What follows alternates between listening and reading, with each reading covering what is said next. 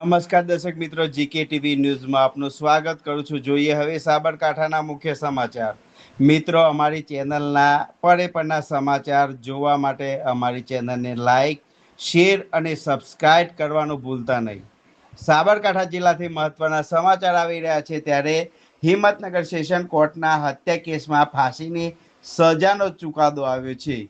3 વર્ષ અગાઉના હત્યા કેસમાં ફાંસીની સજા ફટકારાઈ હતી.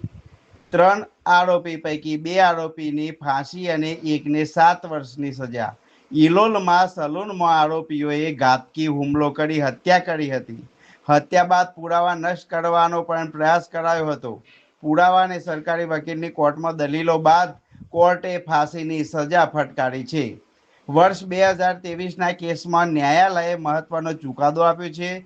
મોહમ્મદ નદીમ, મોહમ્મદ કુતુમ્બીન અંસારી, શહેબાજ અહેમદ મોહમ્મદ મુલતાની અંસારી ફાંસીની સજા આપવામાં આવી છે. પરવેશ મુશરફ, નિશાદ હુસેન અંસારીને 7 વર્ષની કેદની સજા ફટકારવામાં આવી છે.